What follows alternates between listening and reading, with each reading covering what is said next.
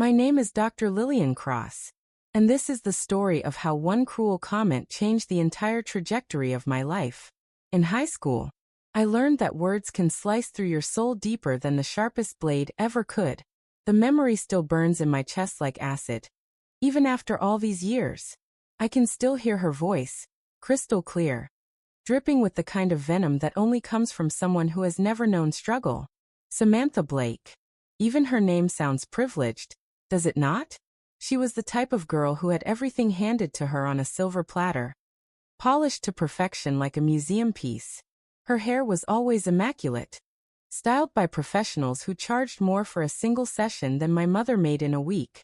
Her nails were manicured weekly, painted in colors that probably cost more than my entire wardrobe. But it was not just her appearance that screamed wealth. It was the way she carried herself, like she owned every room she walked into. Her family's money had bought her private tutors when she struggled with math, personal coaches when she wanted to improve her tennis game, and most importantly, the kind of bone-deep arrogance that only comes from a lifetime of privilege. Me? I was just the public school girl. The one who worked nights at Murphy's Diner, smelling like grease and exhaustion when I dragged myself to first period. I studied under the flickering fluorescent lights of our underfunded library, squinting through textbooks held together with duct tape. My shoes. God. My shoes squeaked down those polished hallways like they were announcing my poverty to everyone within earshot. They were hand-me-downs from my older sister, 3 sizes too big, stuffed with newspaper to make them fit. Every step I took was a reminder of where I came from, and where people like Samantha Blake believed I belonged. The day that changed everything. It started like any other. I was 17, nervous, and foolishly hopeful about my future. We were in AP English Literature, discussing college plans after finishing our analysis of The Great Gatsby. How ironic, considering the themes of class and social mobility that would later define my life. Mrs. Henderson had asked us to share our academic goals. Most students rattled off predictable answers: business school, pre-med, engineering. When it came to my turn, my voice trembled slightly as I spoke. I want to study literature in college, I said, barely above a whisper. Maybe I could become a professor someday. The words hung in the air for exactly 3 seconds, before Samantha's laughter shattered them like glass. It was not just any laugh. It was the kind of cruel, theatrical laugh that echoes in nightmares. She turned to her friends, her perfectly glossed lips curling into a smirk that I can still see clearly today. Public school girls do not become professors, she announced, loud enough for the entire class to hear. Every head turned toward us. Every eye focused on my burning face. They barely become teaching assistants, she continued, savoring each word like fine wine. I mean, really, what college would even accept someone from this place? Her gesture encompassed our entire classroom, our entire school, our entire world. The silence that followed was deafening. Even Mrs. Henderson seemed frozen, unsure how to respond to such naked cruelty. I felt my cheeks burn with humiliation, my hands shake with a mixture of rage and heartbreak. But I said nothing. What could I say? She had money, connections, a future mapped out by financial advisors and family legacy. I had dreams, determination, and absolutely nothing else. That night, I cried until my eyes were swollen and raw. But somewhere between the tears and the fury, something crystallized inside me. It was not rage that took root in my chest. Rage burns hot and dies quickly. This was something else entirely. Something colder, quieter, and infinitely more dangerous. Pure, undiluted determination. I made myself a promise that night, written in the darkness of my tiny bedroom, with peeling wallpaper and a ceiling that leaked when it rained. I would prove her wrong. Not just wrong. I would make her eat every single poisonous word she had spoken. The journey began immediately. I threw myself into my studies with the intensity of someone possessed, while Samantha spent her evenings at country club galas and debutante balls.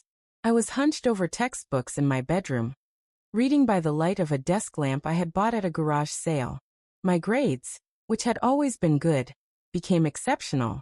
Perfect scores on every test, every quiz, every assignment. I joined every academic club, entered every essay contest, applied for every scholarship opportunity that existed. My guidance counselor, Mrs. Patterson, called me into her office one day during senior year. "Lillian," she said, shuffling through a stack of papers on her desk, "you have been accepted to 14 different colleges." 14. But the one that mattered most, the one that made my heart race with possibility, was the acceptance letter from the state university. Not just acceptance, a full academic scholarship, every penny of tuition, room, board, and books covered, merit-based, earned through nothing but hard work and determination. When I walked across that graduation stage, diploma in hand, scholarship secured, I caught Samantha's eye in the audience. She was not clapping, but I did not need her applause. I had something far more valuable. I had my future, and it was bright. College was a revelation. For the first time in my life, I was surrounded by people who valued intelligence over inheritance, professors who cared about the quality of your ideas, not the brand of your shoes. I devoured every literature course, every writing workshop, every opportunity to expand my mind. But the road was far from easy. While my tuition was covered, living expenses were not. I worked 2 jobs, sometimes 3. Mornings in the campus bookstore, afternoons tutoring struggling freshmen, weekends waiting tables at a restaurant near campus. I slept 4 hours a night if I was lucky, survived on instant ramen and vending machine coffee, but I thrived academically like never before. My professors began to notice me, not as the poor kid from the public school, but as a brilliant student with genuine passion for literature. Dr. Margaret Ashworth, my Victorian literature professor, pulled me aside after class one day. "Lillian," she said, her eyes bright with excitement, "have you considered graduate school?" Graduate school. The idea had seemed impossible, a dream too expensive to even contemplate. But Dr. Ashworth explained how research assistantships worked, how doctoral candidates could earn their degrees while teaching undergraduate courses, how the academic world was built on merit, not money. "You have the mind for this," she told me firmly. "You belong in this field." Those words, "you belong," meant more to me than she could ever know. My undergraduate years flew by in a blur of research papers, late-night study sessions, and growing confidence. I graduated summa cum laude, with a 4.0 GPA and acceptance letters to 3 graduate programs. The day I received my bachelor's degree, I thought about Samantha Blake. I wondered where she was, what she was doing, whether she even remembered our encounter. But those thoughts were fleeting. I had more important things to focus on. My master's degree took 2 grueling years, filled with comprehensive exams, thesis research, and teaching my first undergraduate courses. Standing in front of that first classroom, looking out at faces eager to learn, I felt something click into place. This was not just what I wanted to do. This was what I was born to do. Teaching came naturally to me, maybe because I remembered what it felt like to struggle, to doubt, to dream of something better. My students responded to my passion, my accessibility, my genuine desire to help them succeed. By the end of my master's program, I knew without question that I wanted to pursue my doctorate. The PhD program was the most challenging thing I had ever attempted. Comprehensive exams that tested every piece of literary knowledge I had accumulated. Dissertation research that consumed 3 years of my life. Conference presentations where I shared my findings with established scholars. Job market applications that felt like throwing messages in bottles into an endless ocean. But I persevered, driven by that same cold determination that had carried me through high school, through college, through every obstacle in my path. I remembered Samantha's words, not as pain anymore, but as fuel. Every late night in the library, every rejection letter from academic journals, every moment of self-doubt. I pushed through it all with her voice echoing in my mind. Public school girls do not become professors. Watch me, I thought. Just watch me. My dissertation defense was scheduled for a rainy Thursday in March, 5 years after I had started the doctoral program. The committee room was intimidating, filled with professors whose books I had read, whose opinions could make or break my academic career. But as I stood before them, presenting my research on working-class narratives in contemporary American literature, I felt calm. I knew my material inside and out. I believed in my work. And I was ready. The questions came fast and challenging, testing not just my knowledge, but my ability to think critically under pressure. I answered each one with confidence, drawing connections between texts, defending my interpretations, expanding on methodological choices. After 2 hours, the committee asked me to step outside while they deliberated. I paced the hallway, my heart pounding, until Dr. Ashworth emerged with a smile that told me everything. "Congratulations, Dr. Cross," she said. "Dr. Cross. After all those years, all that work, all that determination, I had done it. I was officially Dr. Lillian Cross." The job market was brutal. Hundreds of applications for every tenure-track position. Candidates with degrees from Ivy League schools competing against people like me. But my teaching experience, my research, and my genuine passion for literature set me apart. When Riverside University offered me a position as assistant professor of English literature, I accepted immediately. It was not the most prestigious institution, but it was mine. My office, my classroom, my students, my career. Everything I had dreamed of since that humiliating day in high school. The first semester flew by in a whirlwind of lesson planning, grading, and faculty meetings. I loved every minute of it. Even the challenging aspects, the difficult students, the administrative headaches. This was my calling, my purpose, my proof that dreams can overcome circumstances. It was the beginning of my second semester, when fate decided to intervene. I was preparing for my Tuesday morning Introduction to Literary Analysis course, a large lecture hall filled with freshmen and returning students seeking to fulfill their general education requirements. I had reviewed the roster countless times, memorizing names, trying to connect faces with academic records. Most of the students were traditional college age, but there were several adult learners, people returning to school for career changes or personal fulfillment. I always found these students particularly inspiring. Their life experience bringing depth to classroom discussions. Their determination reminiscent of my own journey. That Tuesday morning, I walked into the lecture hall with my usual mix of excitement and nervous energy. Teaching never became routine for me. Each class was an opportunity to share my passion, to inspire, to make a difference. I set my materials on the podium, looked up at the sea of faces, and felt my heart stop. Third row, center seat, looking exactly like she had 15 years ago, only with tired lines around her eyes and a weariness that expensive skincare could not quite hide. Samantha Blake. She had not noticed me yet, too busy arranging her designer notebook and gold-plated pen. The same entitled posture, the same dismissive expression I remembered so clearly. For a moment, I felt 17 again. Small, insignificant, inadequate. But then I remembered where I was, who I had become, what I had accomplished. I was not the scared public school girl anymore. I was Dr. Lillian Cross. And this was my classroom. I took a deep breath, straightened my shoulders, and smiled. "Good morning, everyone," I began, my voice carrying clearly through the lecture hall. "Welcome to Introduction to Literary Analysis." I could see her starting to look up, beginning to focus on the front of the room. "My name is Dr. Lillian Cross," I continued, letting the title linger in the air like a challenge. "And I will be your professor for this semester." The exact moment she recognized me was unmistakable. Her face went from politely attentive to absolutely pale. Her perfectly manicured hand frozen halfway to her notebook. Her mouth slightly open in shocked disbelief. I held her gaze for just a moment longer than necessary, then continued with my introduction as if nothing had happened. I completed my doctorate in English literature with a focus on contemporary American narratives, I said, my voice steady and professional.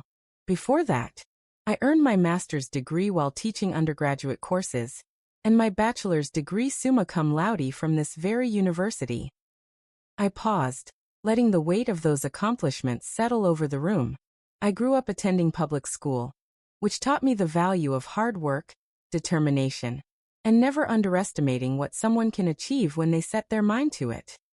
Several students nodded appreciatively, but my words were intended for an audience of one. Samantha sat frozen in her seat, her face a mask of recognition and, was that shame? I spent the rest of that first class period outlining the syllabus, explaining expectations, discussing the novels we would read together. But my awareness was constantly drawn back to the third row, where Samantha Blake sat in stunned silence, taking notes with mechanical precision, her world quietly crumbling around her. After class, as students filed out discussing reading assignments and due dates, I watched her pack up her materials with deliberate slowness. She was clearly hoping to speak with me, perhaps to acknowledge our shared history, maybe to apologize for her cruelty all those years ago.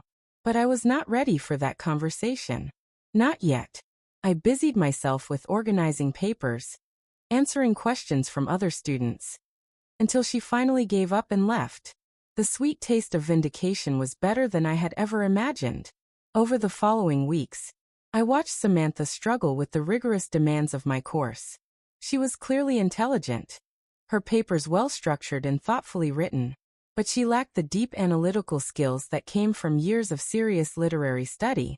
Her comments during class discussions were surface level. Her questions revealed gaps in fundamental knowledge. Her confidence, once so absolute, now tentative and uncertain.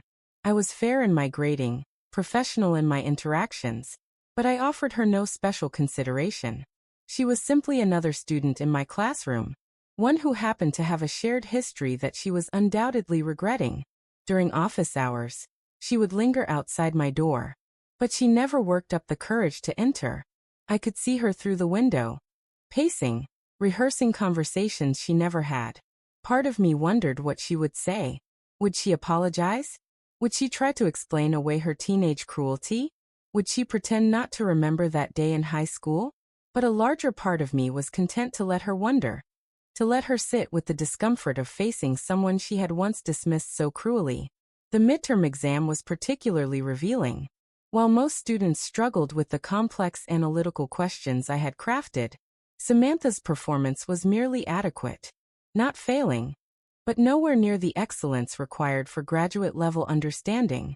When I handed back the exams, I could see her disappointment, the realization that intelligence and privilege were not the same thing.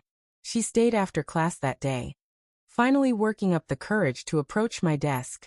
"Professor Cross," she began, her voice uncertain. I was wondering if we could discuss my exam performance. I looked up from my grade book, my expression neutral and professional. "Of course," I replied. "What specific questions gave you difficulty?" She fumbled through her exam, pointing to essay questions she had clearly struggled with. Her analysis lacked depth. Her arguments were underdeveloped. Her understanding of the texts was superficial. I walked her through the concepts she had missed, explained the analytical framework she needed to master, suggested additional readings that might help her improve.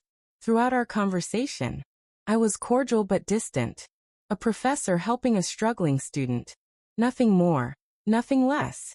She kept looking at me with searching eyes, as if trying to bridge the gap between past and present. But I gave her nothing beyond academic guidance. "Thank you, Professor Cross," she said finally, gathering her materials. I really appreciate your help." I nodded politely and returned to my work, letting her leave without acknowledgement of anything beyond our current student-teacher relationship. As the semester progressed, I watched her work harder than she had probably ever worked in her life. She attended every office hour, participated more thoughtfully in discussions, sought extra help from the teaching assistants. Her improvement was gradual, but noticeable, and I found myself grudgingly respecting her determination. Perhaps facing her past failures had taught her something about humility, about the value of effort over entitlement. But I was not ready to forgive, not ready to forget, not ready to let her off the hook for the damage she had done to a 17-year-old girl's dreams. The final assignment was a research paper, 10 pages analyzing themes of class and social mobility in American literature. The irony was not lost on either of us. When Samantha submitted her paper, I could tell she had poured everything into it. The research was thorough, the analysis more sophisticated than her earlier work, the writing clear and compelling. She had chosen to examine working-class narratives, characters who transcended their circumstances through determination and education. As I read her paper, I could not help but see myself reflected in her analysis. The struggles she described, the barriers overcome, the transformation achieved through learning. It was as if she was finally understanding what she had tried to deny all those years ago. Her conclusion was particularly striking, a reflection on how society's assumptions about potential can become self-fulfilling prophecies, unless individuals refuse to be limited by others' expectations. The most powerful form of resistance, she wrote, is success itself.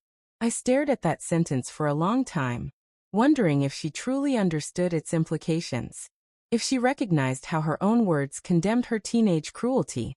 I graded her paper fairly, an A-, her best work of the semester. She had earned it through effort, growth, and genuine insight. The final day of class arrived with surprising swiftness. I had prepared closing remarks about the power of literature to illuminate human experience, to challenge assumptions, to inspire change. As I handed back the final papers, I saved Samantha's for last. She accepted it with trembling hands, her eyes immediately scanning for the grade. When she saw the A-, relief flooded her features. But then she looked up at me, and I saw something else entirely: recognition, understanding, and deep, genuine remorse. After the other students had filed out, chattering about summer plans and upcoming finals, Samantha remained in her seat. She looked up at me with tears threatening to spill from her eyes. "Professor Cross," she began, her voice barely above a whisper. I have to." She struggled for words, her composure finally cracking after months of careful politeness. "I was cruel to you in high school," she said finally, the words tumbling out in a rush. "What I said, how I treated you, it was inexcusable." I looked at her for a long moment. This woman who had haunted my memories for so many years. She looked smaller somehow, diminished by the weight of her own recognition. "I have spent this entire semester watching you teach, seeing your passion, your knowledge, your dedication to your students," she continued. "And I have been forced to confront what a terrible person I was back then." I remained silent, letting her words fill the space between us. "You were right to become a professor," she said, tears now flowing freely. "You were always meant for this, and I was too blind and privileged and stupid to see it." She paused, wiping her eyes with the back of her hand. "I do not expect you to forgive me. I do not deserve forgiveness. But I needed you to know that I am sorry." I watched her for another long moment. This broken version of the girl who had once seemed so untouchable. Finally, I spoke. "Thank you for saying that," I said quietly. "It means more than you know." But I was not finished. I walked around my desk, coming to stand in front of her, my voice carrying the weight of 15 years of determination. "You were wrong about public school girls," I said, meeting her eyes directly. "We do not just become professors." I paused, letting the moment stretch between us. "We become exceptional professors."